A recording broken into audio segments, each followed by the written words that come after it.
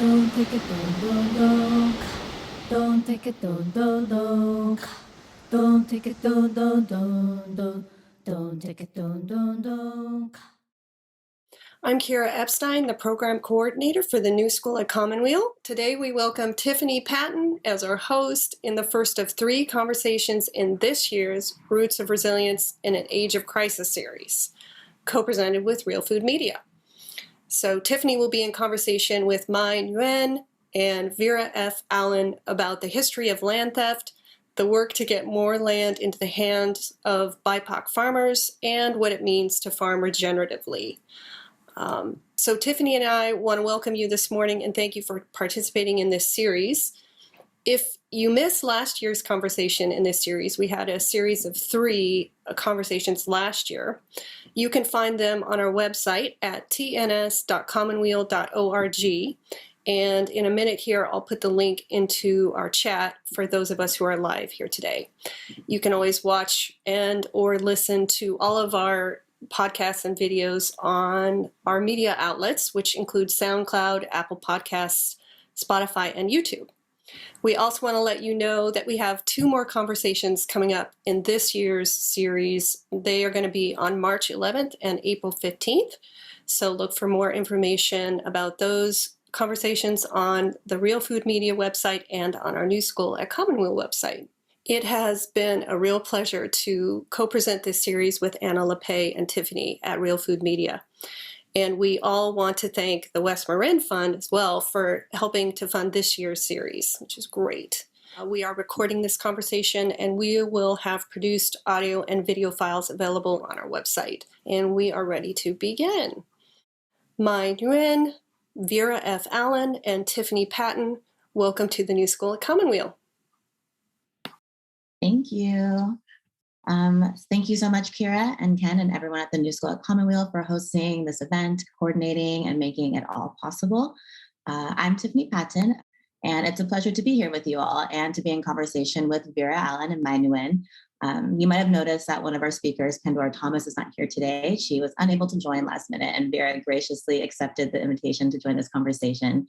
And I'm just really excited to get to speak with both Mai and Vera and learn from them. They're both experienced farmers and advocates for a truly equitable food system and world. As Kira mentioned, this is our 2nd year doing the Roots of Resilience speaker series. Last year, our Roots of Resilience were land, seeds, and water. And this year, we're focusing on soil, sea, and solidarity. We're going to keep talking about land and soil and rematriating the land and creating space for Black, Indigenous, and people of color to farm because we need to, because we really want to change the face of farming, and we need to really talk about like land justice. It's easy to think that many of the problems within our food system stem from the industrialization of the food system, but it really goes much deeper than that and further back in time to the roots of American agriculture. And those roots are genocide and slavery. Right? Our food system is based on brutal attempts to take ownership of land and people and remake it all into something that creates profit for a few. So it's no wonder that our current food system is extractive and destructive. It's operating as it's meant to. And yet there are many people like Vera and Mai and some of you in this Zoom room who are bucking those destructive tendencies and farming and living in ways that support a diverse and vibrant ecosystem that redistributes resources and power and cares for people. And so I'm really excited, again, to hear from Vera and Mai, and then later we'll be opening up for a Q&A. So for a little bit about Vera, Vera is a Black Navajo mother, partner, organizer, and farmer, and the co-founder of the Midwest Farmers of Color Collective. She spends her time on issues affecting Indigenous peoples and all of our food. Vera is working on food policy projects, a food fellowship, and continues to look for ways to serve the BIPOC community in the quest for land rematriation and food autonomy. Mai Nguyen is a farmer, owner, operator, and social justice activist. They grow heirloom grain, cooperative economics, and racially equitable farm policy. And Mai is currently the co-director of Minnow, an organization focused on land tenure for farmers of color within the framework of Indigenous sovereignty. So great. I'm really excited to be talking with you both. And I would just like to know, first of all, Vera and Mai, could you tell me about your journey to becoming a farmer? Mai, could we start with you? Sure. I was excited to hear about Vera, but I can step into that. Thank you for the invitation to answer that question, but also to be here with you all. My journey to become a farmer, I think the shorthand version of that is that, I wanted to commit myself to addressing the two greatest challenges of our time. And I see that as climate change and social inequality. And I tried to figure out how I could bring my own skills or develop skills or what my contributions would be to trying to bring those two issues together. And it went from doing waste management to climate research to disaster management and then work within refugee camps and then refugee resettlement. And kind of through all those processes, started whittling down and recognizing how important farming is in terms of affecting our environment and exacerbating climate change, how our dominant systems of agriculture are contributing to climate change, and also at the same time to a wealth gap, a racial wealth gap, racialized inequalities.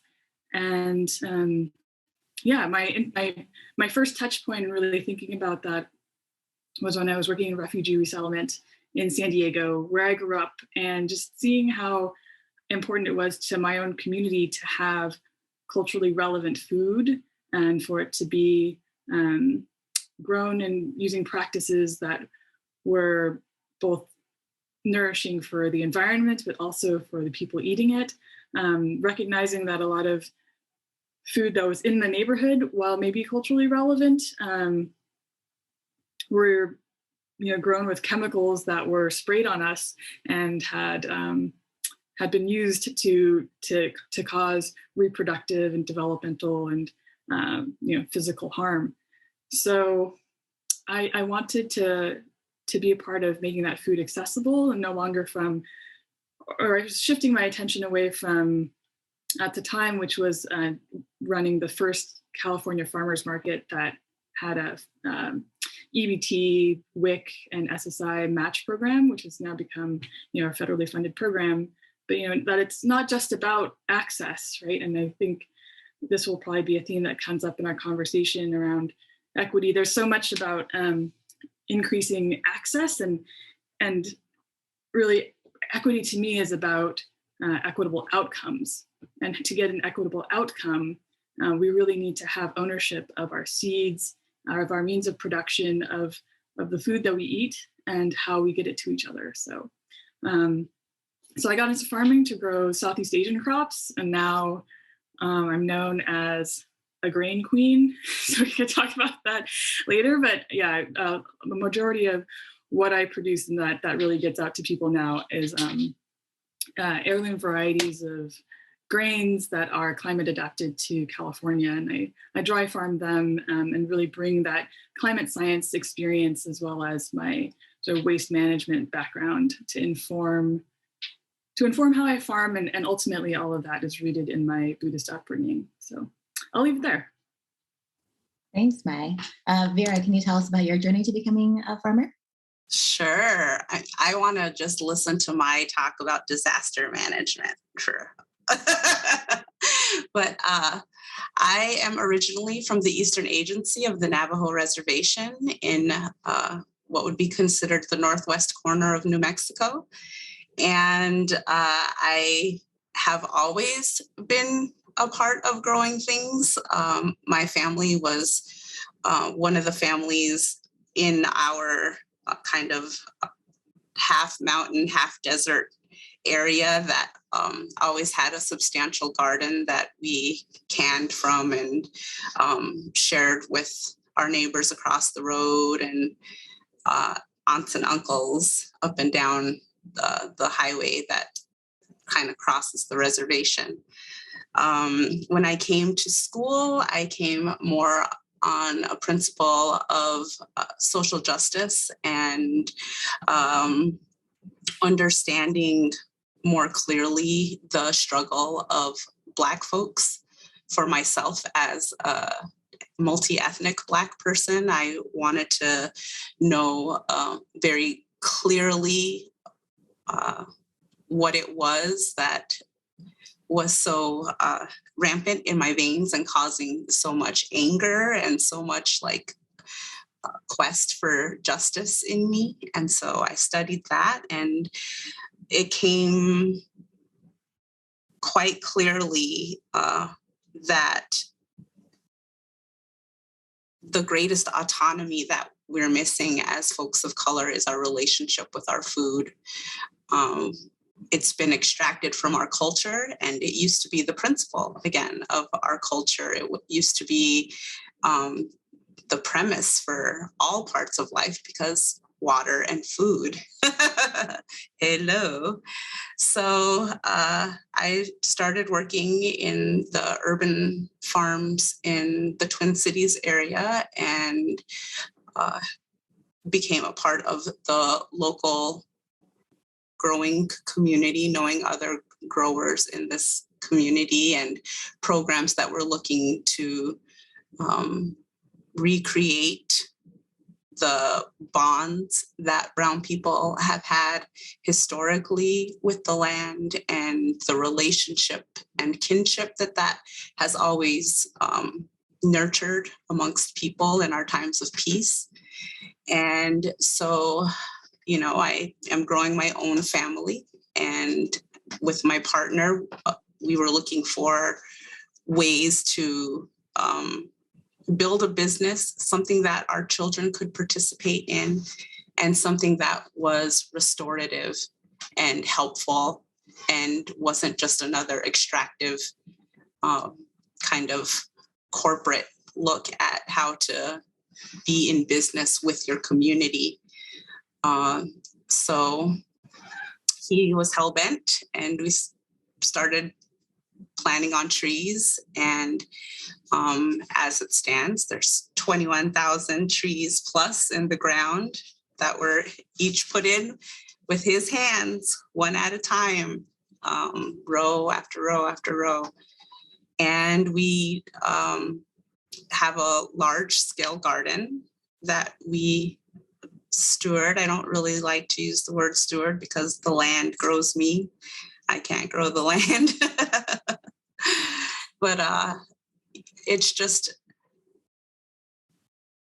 one of the things that was given to me in my early life was the opportunity for a relationship with land and a relationship with understanding that our plant relatives are just as important, if not more than we are, because they sustain generations.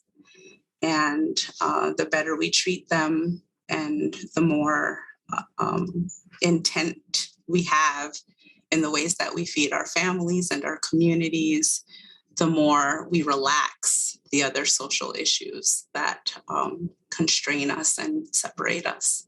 So it's very important to me as a Brown person to make space for other growers and be a place where folks can see themselves as growers and carry that on as a principled life, a life of investment in a different way that isn't, you know, in the corporate lens of what is success and what is a life.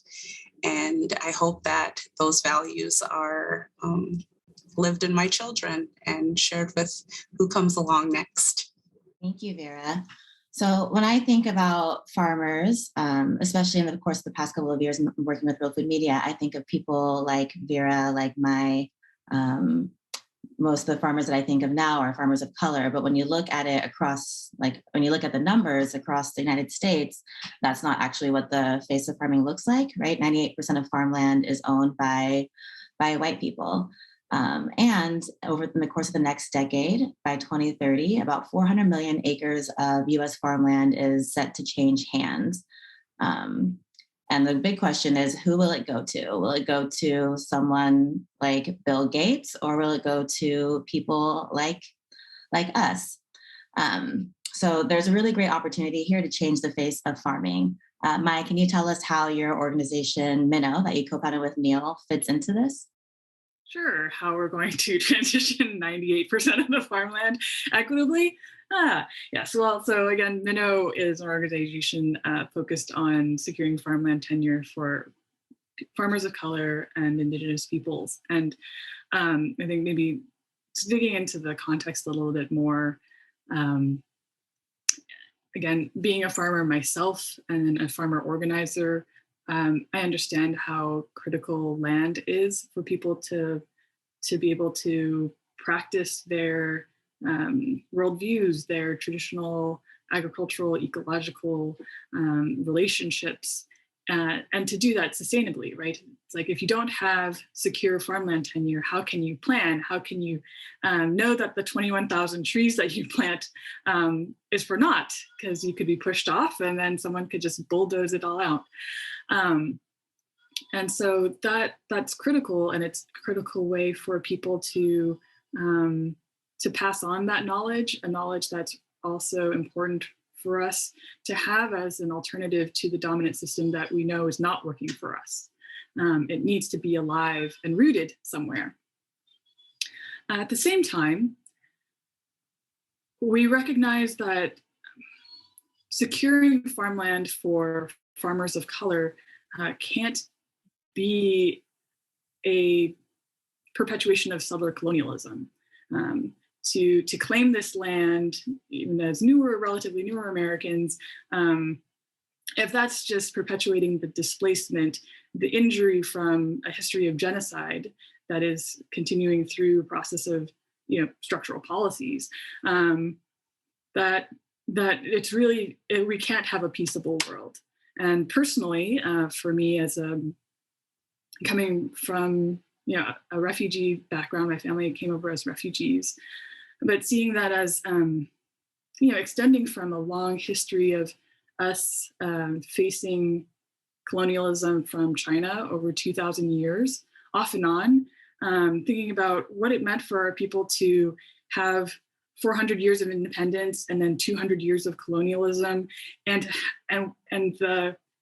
that history of resistance, right, over so long. What seems like, for the history of the U.S., how that maps onto my own people's history. What does it look like for me to be a part of tipping that scale? Not so that it goes back and forth, but hopefully for one where we can arrive at a different equilibrium where everybody belongs. And so that's really the work of Minnow, is figuring out, really prioritizing Indigenous sovereignty, and also having the conversations to figure out what is the place, recognizing where we are at now, because there's nowhere else for us to go. This is the planet we inhabit. But how do we do this equitably so that we can be equal, so that we can have a true democracy? And in that light, right, Minnow is doing this kind of interim work that really needs to be done as a society, that our government needs to take responsibility for, because the act of reparations is the responsibility of our government. In the meantime, here we are, nonprofit in California, working on it. And to name some of the examples of what that looks like for us, right, is that, for example, there is a beach up in Northern California that Caltrans, for those of you familiar with the California context, anyways, they're the California Transportation Division, and they had this land that they've been holding for a while. They recognized, the politics of it, or the reality of it, is that they weren't going to use it. So they're like, okay, we're going to give this back.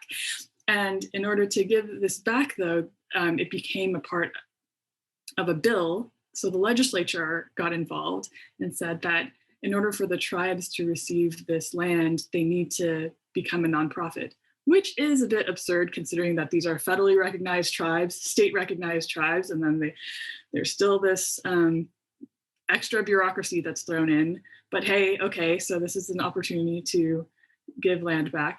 And so Minnow is involved in particular, my colleague Neil Thapar, who's an attorney, has been involved in facilitating and kind of helping the tribes involved to determine what entity they want to be. They ultimately decided to be a nonprofit under tribal governance and law. So not a California nonprofit, but a tribal nonprofit, which is very significant. And really exercising this existing infrastructure within a white supremacist system to try to put it into their own terms, right? And so, yeah, we're excited that the governor did sign the bill for that land transfer to happen. And yeah, we'll be looking forward to further ushering that actual transition to happen of this beach. So that's what it looks like on the land return, land rematriation side. In those areas that are a little bit more fuzzy, right, that I was mentioning of trying to bring people together, is that I think I'm just going to focus on the farmer piece for a little bit, is that when we think about how we're going to hold the land, right, technically transferring land is going to be the easier part. It's challenging financially, but there is a lot of money in this country. We could shift that. That's a technicality. If our government said we want to return the land, that's the way that the government said we're going to take all the land. You know, it's a technicality that is possible. What's going to be really challenging for us is how to decolonize our ways, our relationships to the land and to each other, so that we can steward it together in ways that don't replicate the harm. And in farming in particular, our relationships to each other that don't depend on the extraction of labor from those who are closest to the land to the benefit of the people who are the furthest away. And so worker cooperative ownership, the workers of the land, owning the business and also owning the land is really key. And how do we draw from our cultures that already hold those values, those kernels that are left from being husked by our society, right? How do we grow those so that we can practice having that relationship with each other to co-govern and value each other's labor and knowledge in relation to the land and, again, to our communities. So another portion of our work, and this is where most of my work lies, is in supporting that worker cooperative farm development, so that there's a group of people who are then on the land, and also then connecting them with the people whose lands these are, right? So in one context, it's the Kumeyaay, and how do we ensure that Indigenous peoples have the first right of refusal for a property that the farmers might be interested in? And not just, again, having it be a technicality, but having it be a conversation about how these farmers may be in support of Indigenous sovereignty from this food production perspective, and again, not in a relationship of exploitation. So these are questions we're still grappling with, and at the same time, we can still focus on exercising our muscles, growing up these seeds that we already have of cooperation. And I think critically, when we talk about this transition, when you named sort of the 400 million acres that will transition, how do we do that in a way that doesn't perpetuate the flaws of what exists, right? Which has been premised on the idea of a heteronormative family owning a property and then having all of this sort of undervalued labor be on it, and that inheritance has broken down, and so that's why we're going to see this massive land transfer. But how do we actually have some sort of communal ownership, a commons relationship to the land, and that those who work the land also can build equity on it. So these are bigger questions for us that, again, bring us back to this opportunity that's going to happen for land to be reconsidered in our relationship with it in a technical sense, in terms of who's on it, who governs it, who makes decisions, but also in this community sense of how we hold it as a commons, knowing that it is a fictitious commodity, and also how do we connect with it spiritually, knowing that it is something that is so deeply tied to identity, heritage, and legacy, and what we will want future generations to be able to be on. Thank you, Mai. It sounds like the work that y'all are doing, not sounds like, but it is, the work that y'all are doing is so important, so like sticky, and lots of important processes to think about as you're going through it. And you mentioned tipping the scales, and I know, Vera, you're part of the Midwest Farmers of Color Collective, and co-founder of the Midwest Farmers of Color Collective. Can you tell us about this collective, like why you formed and what you're doing together? Yes, I just really wanted to quick say something about what Maya was talking about, in that one thing that I think about is how there's this huge land back, like it's, people are wearing it on t-shirts and on hats and everything. And it's so funny to me because it seems a lot like land back, but make it colonized.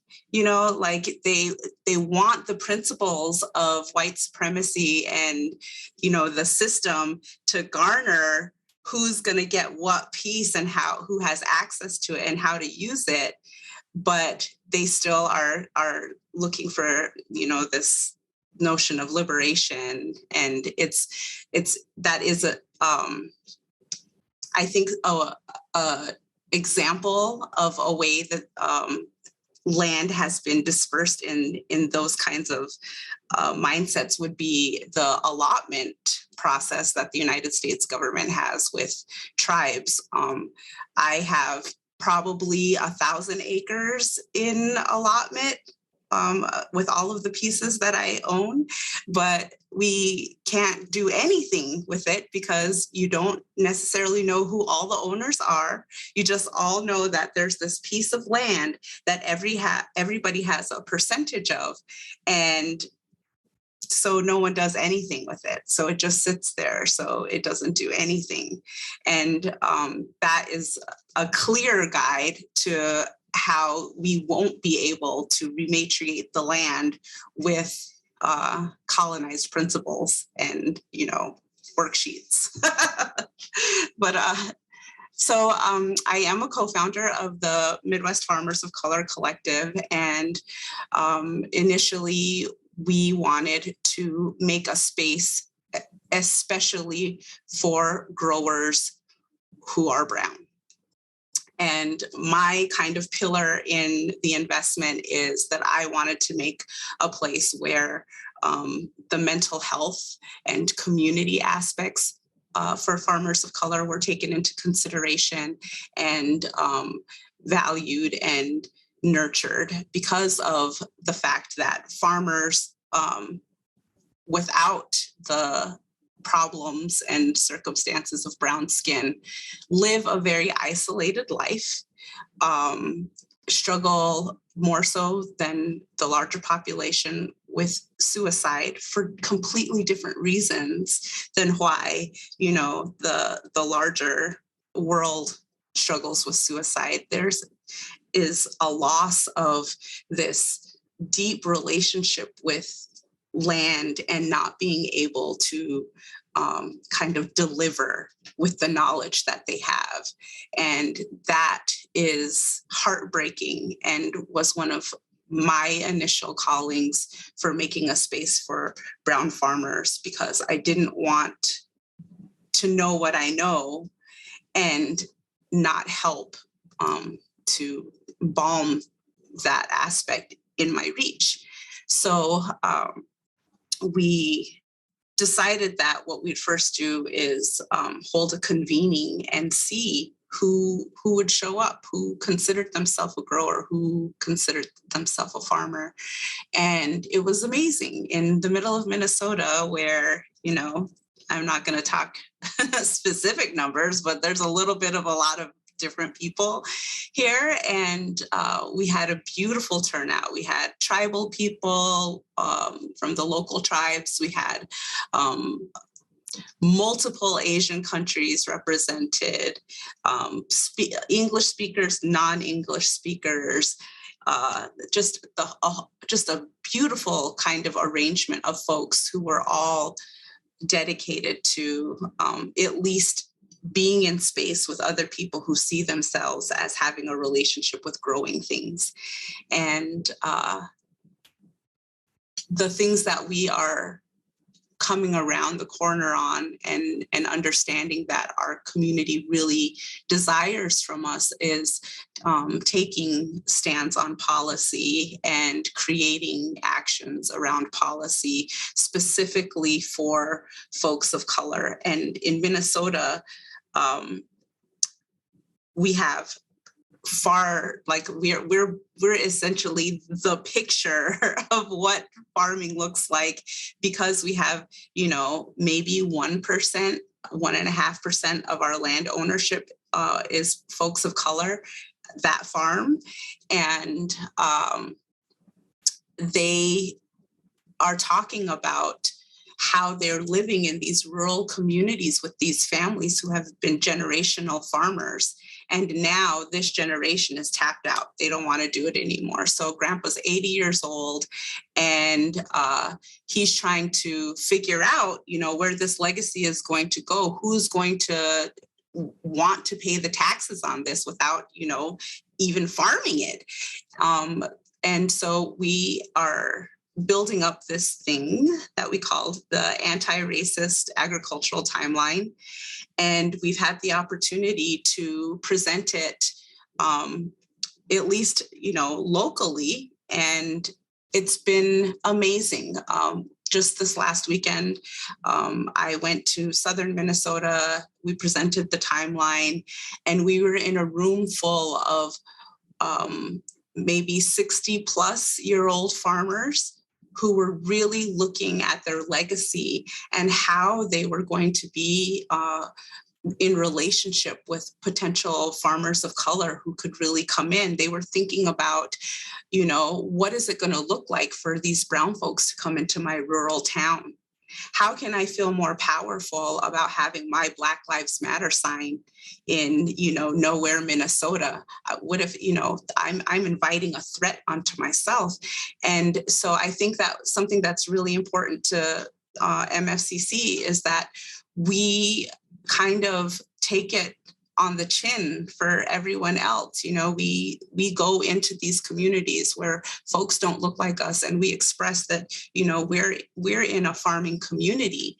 We have the same land to work with. We have the same tools to work with. We have the same, you know, basics that are necessary for farming, for anybody to do it. So how do we make it so that our food system kind of rotates into the equity that we all deserve? Because one of the things that we teach is that, you know, white supremacy is bad for white people. So imagine what your life could be if that wasn't something that was a tug and a pull consistently. And further, imagine that your brown relatives are going through this on a regular basis while they're still trying to be in this system that extracted their science, extracted their heritage, extracted their relationship and their labor, and now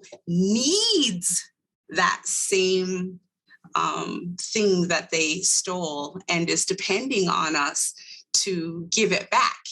So, you know, there are a number of ideas at play in the fact that I think when we're talking about what brown growers are endeavoring in, I think we forget that they can decide they don't want to give it back.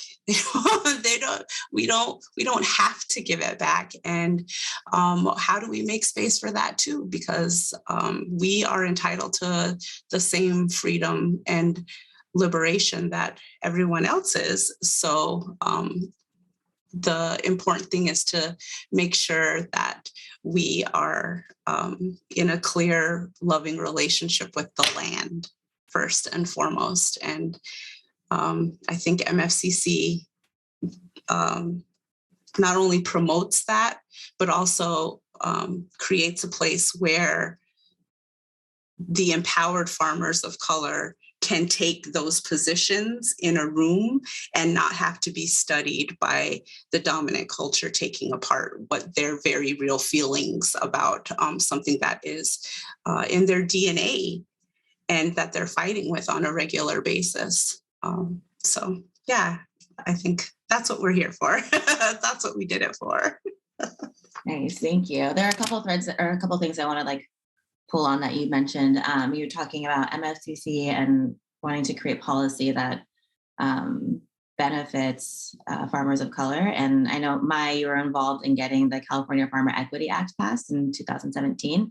So can you tell us a little bit about the implications of that act and what has changed since it passed? Yeah, and I'll just give people a little bit of context for why we created that too. It was November 2016, very memorable time for US Americans. So there were those of us who were seeing how the change in our federal administration was just lighting up and giving all the racists a hall pass, especially in rural areas, to be violently racist towards people of color.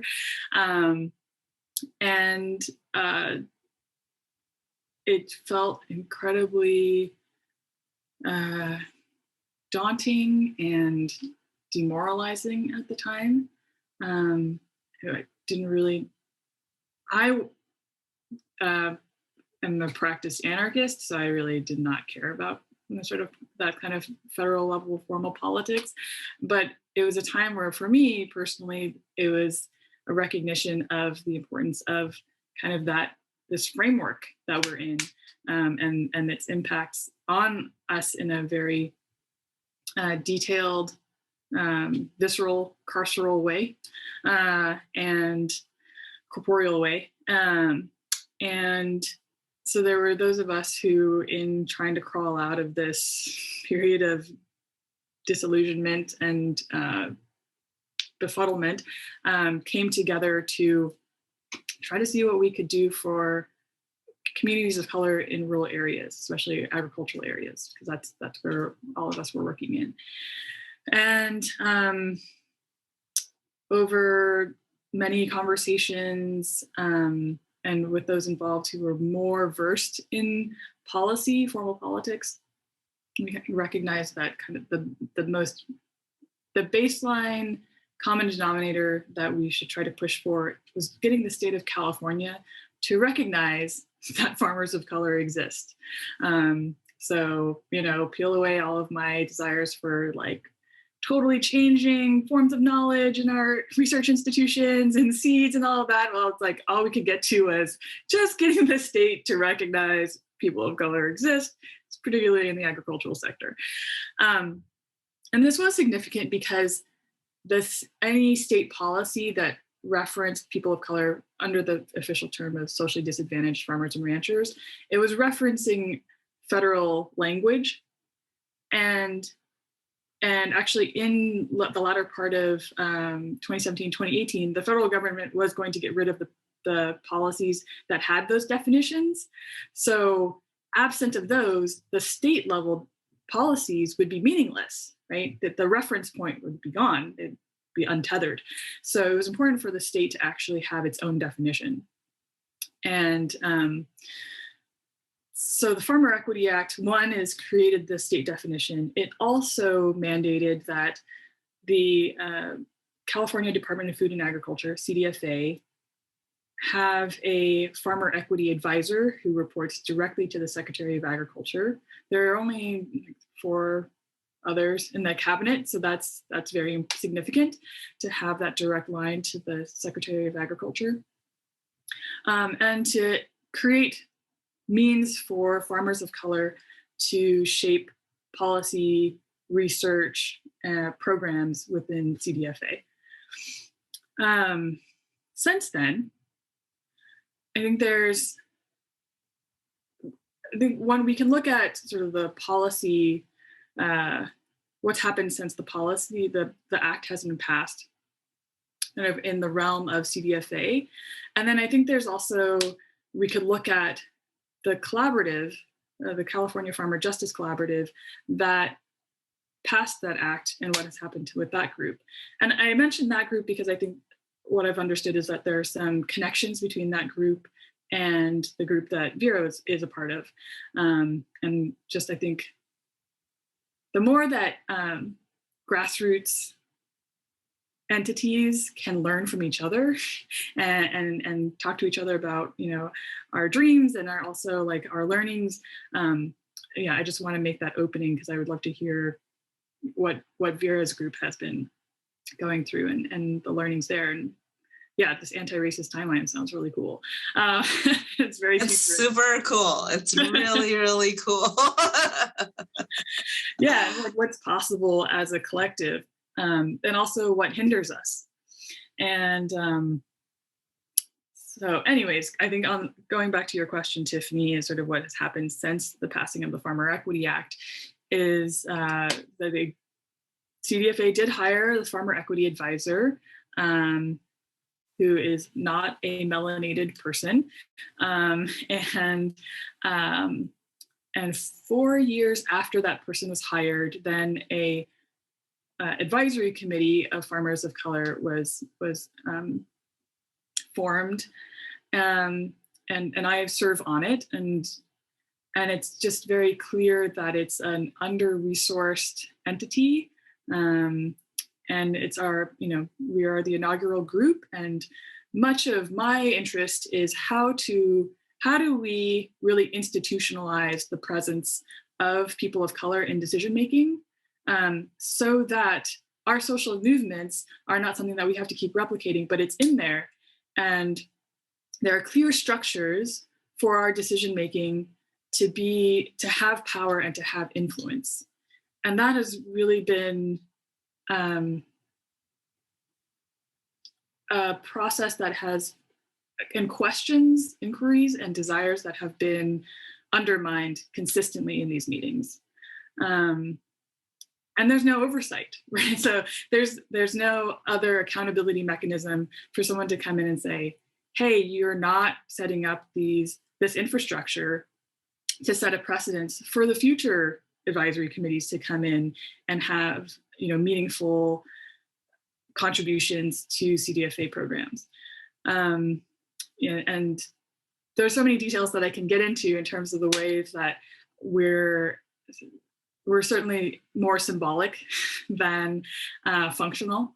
And then even I got an email yesterday that was about proposing that the California Farmer Justice Collaborative be the manager of this advisory committee instead of CDFA, which is like, well, the point of this bill was for CDFA to have these kinds of committees. So, there's a TBD element of this. I do talk more about these details in a podcast that's by California Ag Roots, which is produced by the California Institute for Rural Studies. It's a recent podcast, and there are others who are interviewed. So for those who are interested in other elements of sort of like what has happened since the passing of the Farmer Equity Act, I would highly recommend listening to that episode.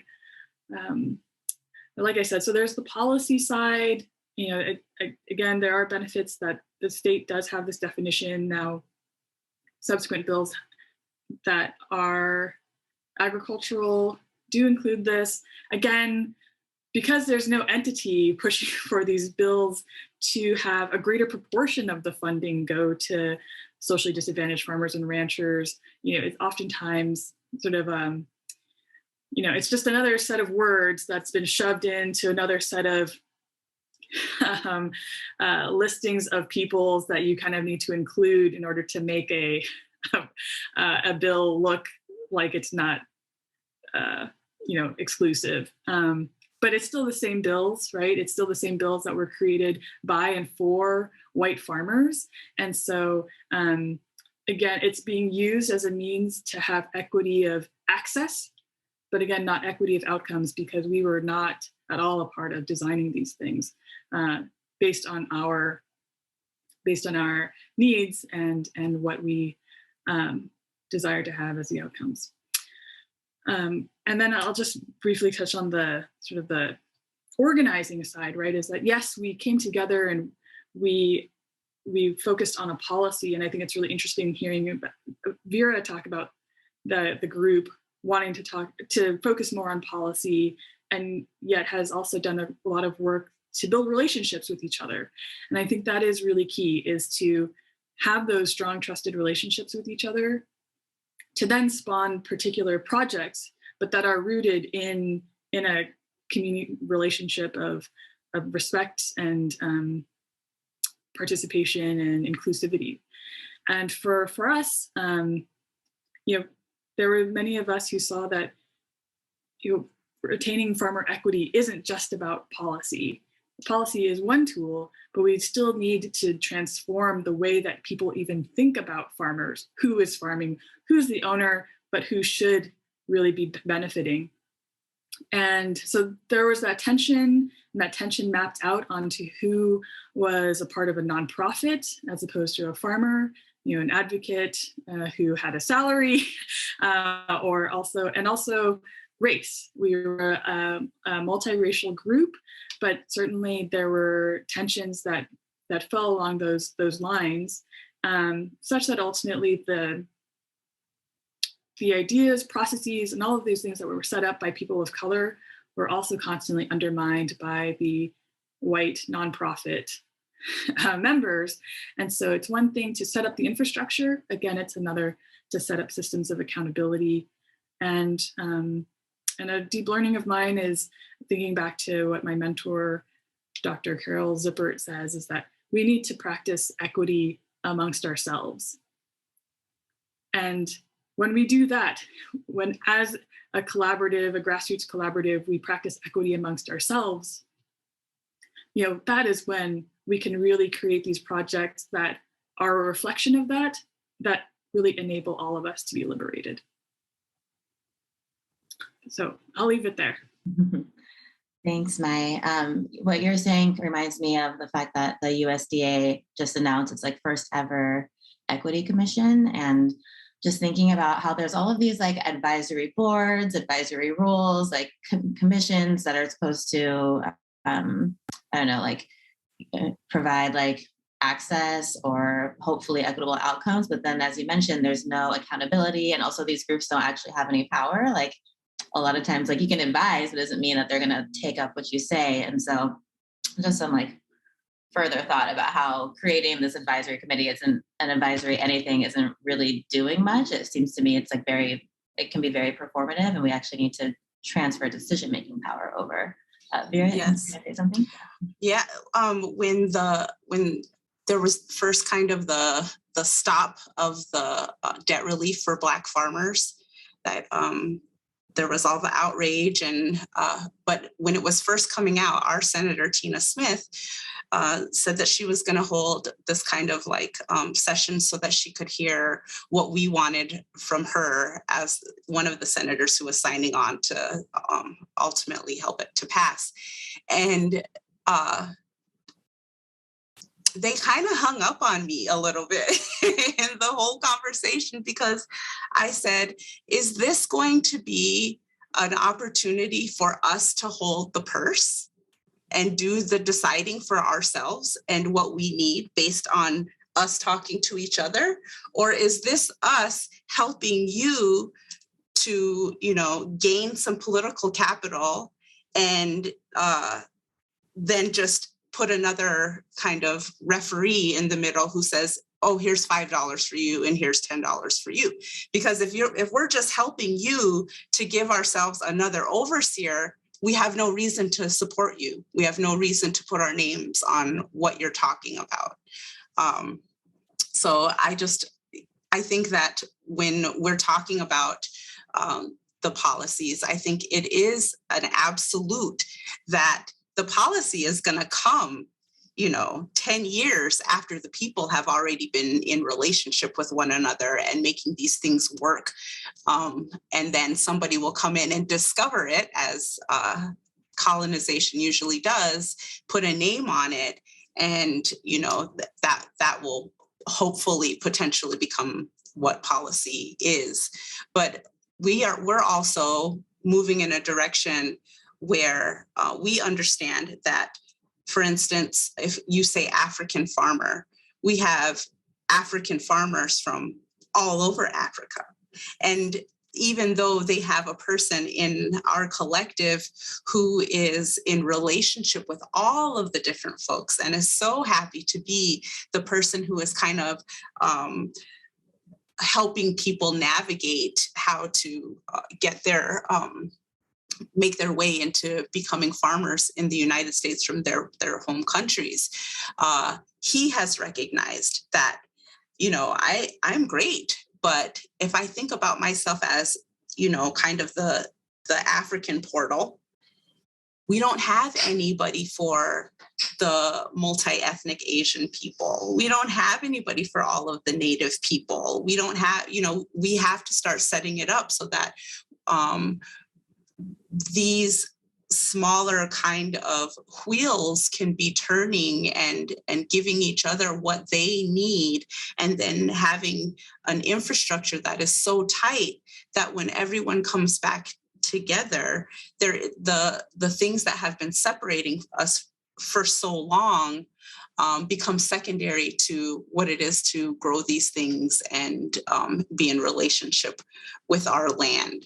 So I think a lot of these things are coming together as we, again, come into this whole conversation about who has land, because that's the other thing. You may be a grower. And one of the things that we are recognizing here in the collective is that many of our growers, 90% of our growers, don't own their land. They're on a plot somewhere, or they're in community with a number of people on a larger plot. And that comes back into, that brings up this, this whole other thing that happens that kind of looks back at colonization again, where it's like, well, these policies are for people who own land and do X amount of dollars of business with their growing with their land and their access. But then you have these folks who, that they're never going to be able to fill an order for, all of the TGIFs or whatever, whoever, you might get into relationship and do business with. You don't have that capacity because you don't have that land. So some of the things that fundamentally have to happen with folks of color when we're figuring out how we're going to pivot into our autonomy in this economy is that we have to talk about how to negotiate what's available in the way of land. Because the other thing is that you can't grow on every piece of land that exists, So just because you have 100,000 acres, that doesn't mean you can grow on 100,000 acres. So again, it goes back always to how we are in relationship with the land, regardless of who our ancestors were. We're here now. How are we going to work it out for everyone? You mentioned earlier about sort of like white farmers and American agriculture and how it's like extracting people's labor, extracting people's relationships, but also extracting like Black and Indigenous and other people of color's like science.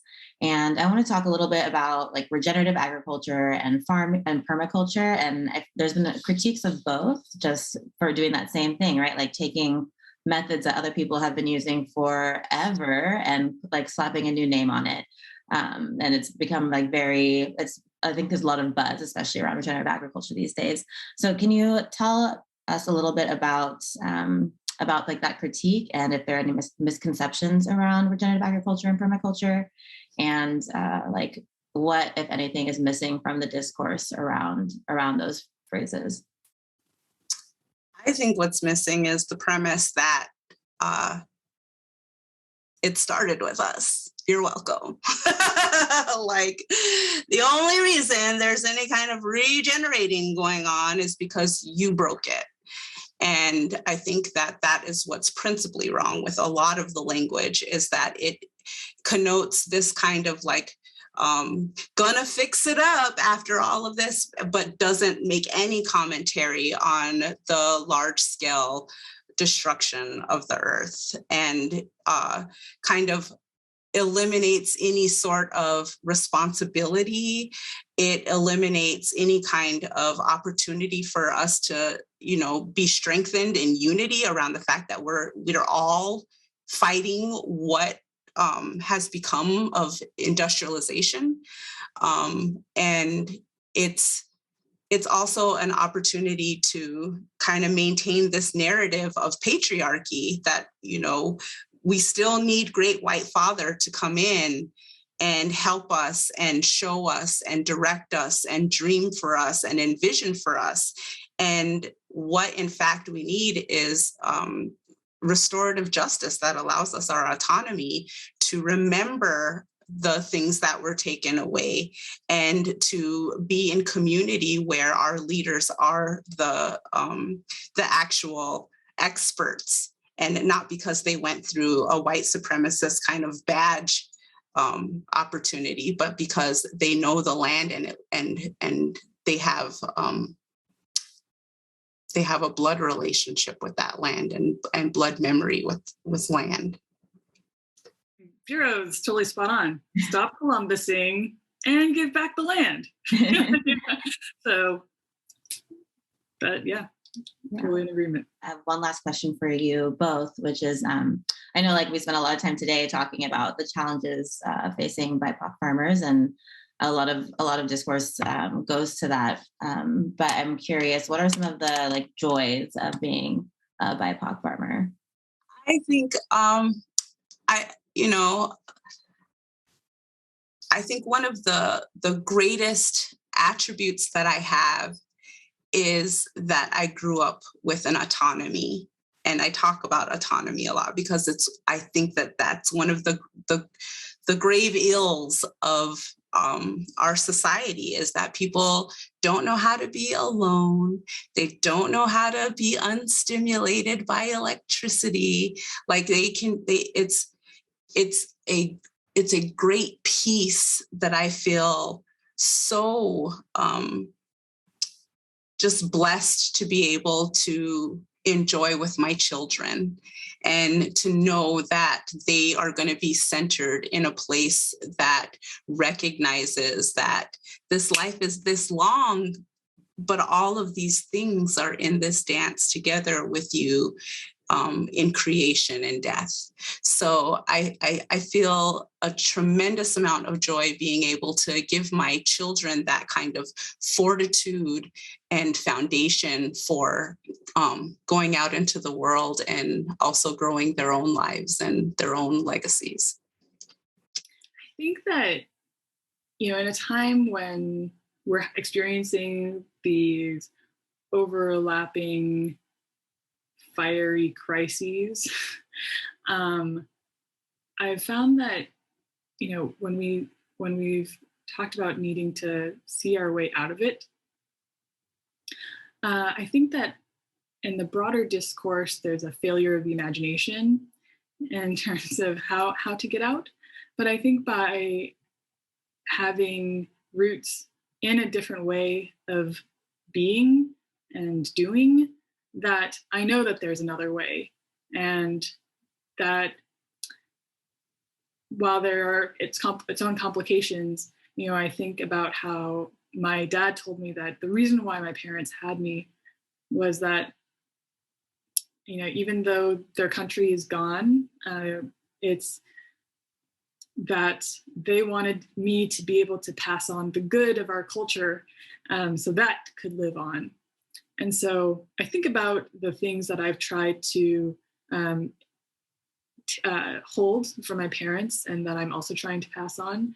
and that it does expand our imagination of what other worlds are possible, but also what other worlds are already here.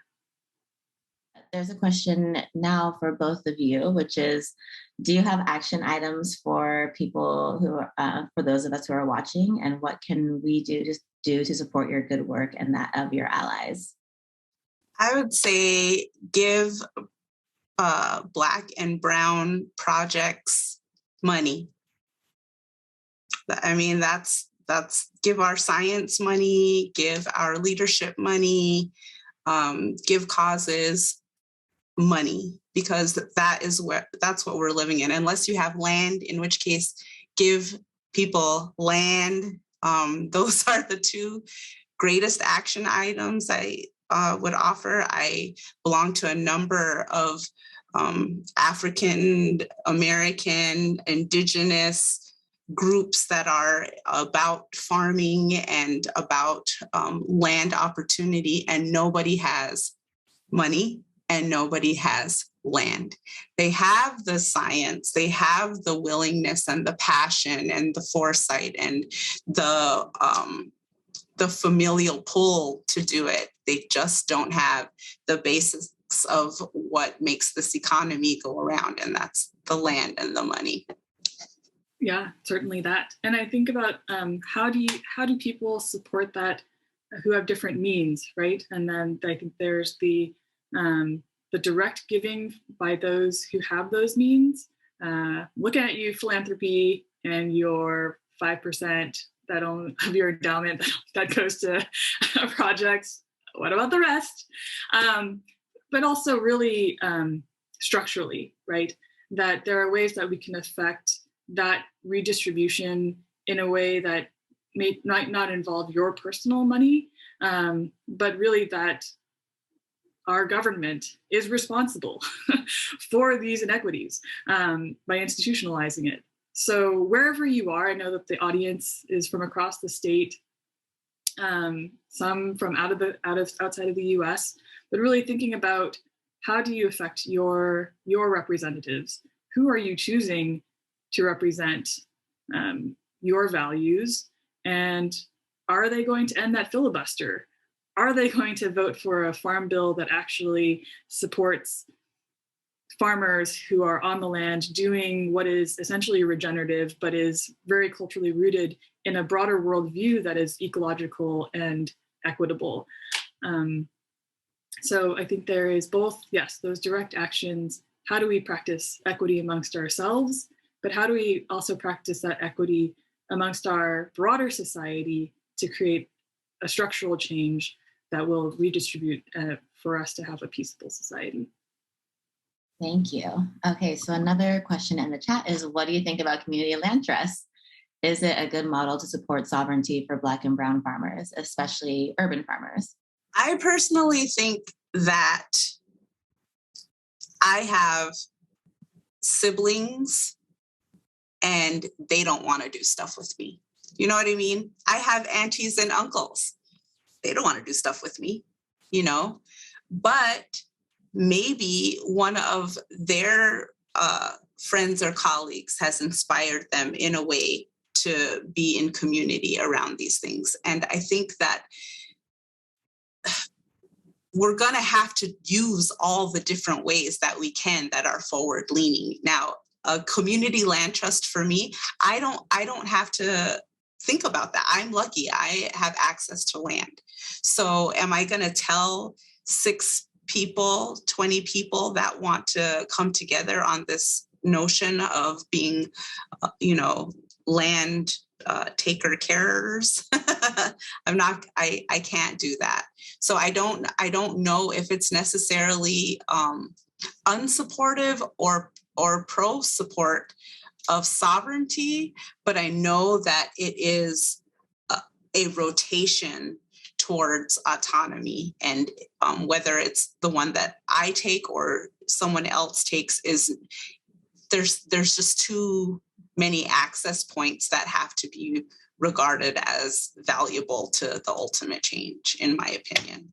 In my work around land commoning and trying to create land access and security and tenure, the land trusts come up a lot, community land trusts, and I see it as in the spheres that I'm in, land trusts are put forth as the solution when it's really a tool that we need to consider when we actually engage communities and those who have relationship to the land and see what they want, and then determine what are the tools that are available and how do we put them together so that that reflects what the people want. Whereas often I see it's like, let's do this community land trust, let's try to fit what the people want into that trust model.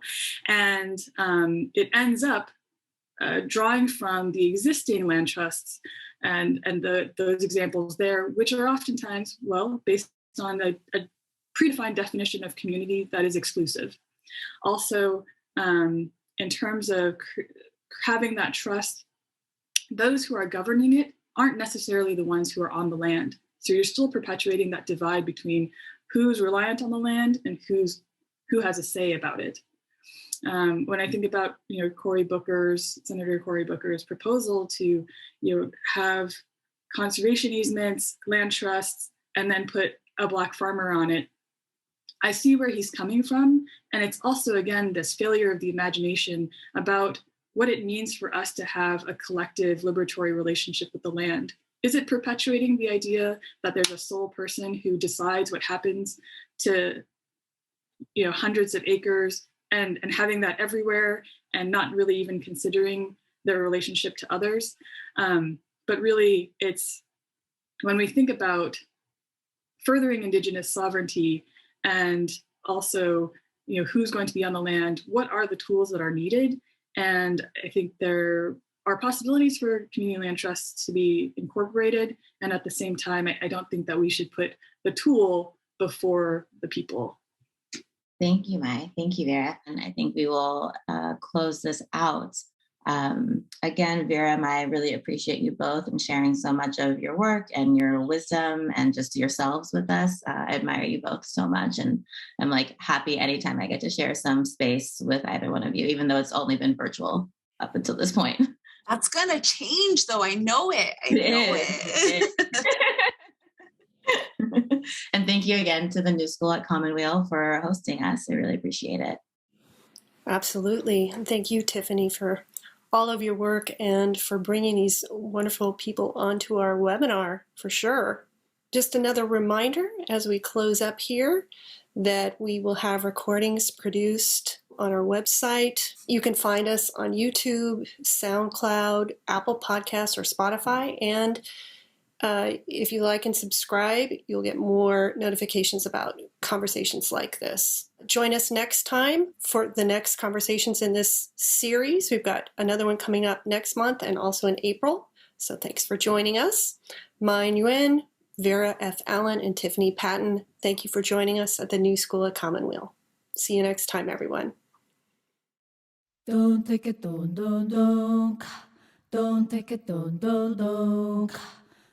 take it, don't take it, don't take it, don't